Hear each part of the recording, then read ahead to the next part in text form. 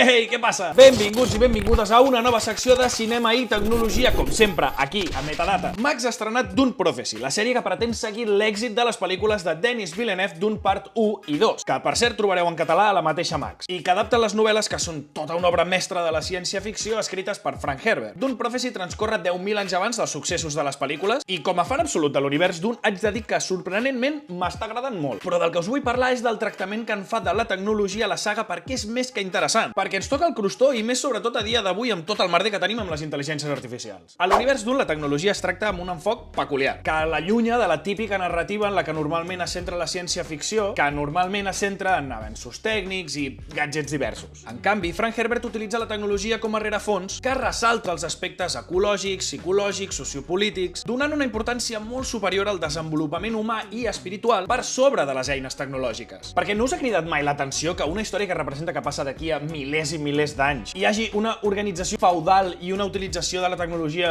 més aviat escassa? Això passa perquè l'univers Dune està marcat per la prohibició de les intel·ligències artificials i màquines que emulin la ment humana, les màquines pensants. Això arriba després de l'importantíssim esdeveniment conegut com la Jihad Butleriana, que en resum és la guerra dels humans contra aquestes màquines pensants per alliberar-se'n, ja que els tenen sotmesos al seu control. I sí, això passa uns 10.200 anys abans de la història de Paul Atreides i companyia que veiem a les pel·lícules i uns 150 anys abans del que estem veient en aquesta nova sèrie Dune Prophecy. Aquesta restricció de les tecnologies, sobretot aquestes màquines pensants, va donar pas a una societat que mira de desenvolupar habilitats humanes més avançades, com per exemple els Mentat, que actuen com a una mena de computadora humana. Quant els hi costarà el viatge fins aquí per aquesta formalitat?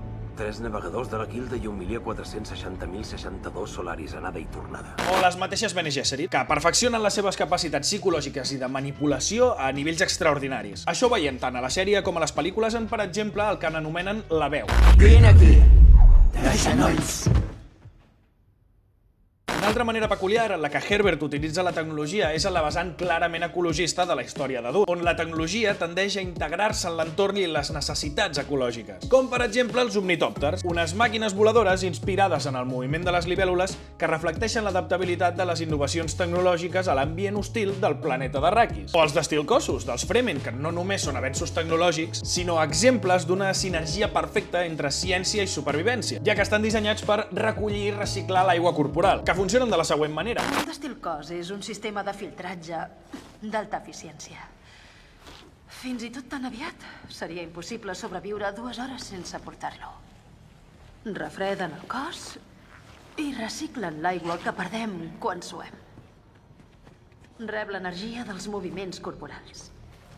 Dins de la màscara hi ha un tub que permet veure l'aigua reciclada.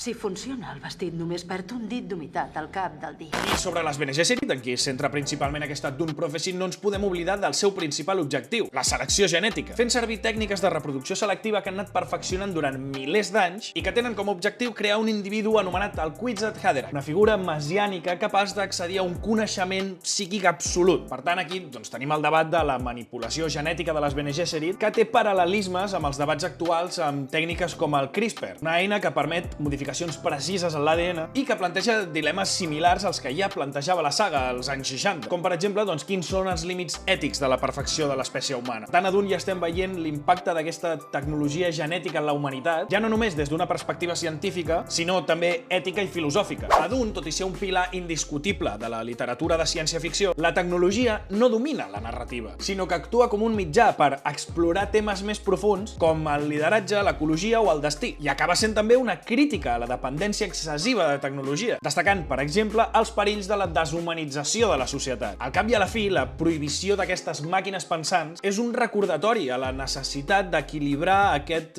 progrés tecnològic amb el desenvolupament ètic i humà. En resum, Dune aborda la tecnologia no com una fi en si mateixa, sinó com un reflex del potencial humà i de la seva connexió amb la naturalesa i l'espiritualitat. I això fa indubtablement de l'obra de Herbert una de les sagues més complexes i riques de la història de la ciència-ficció.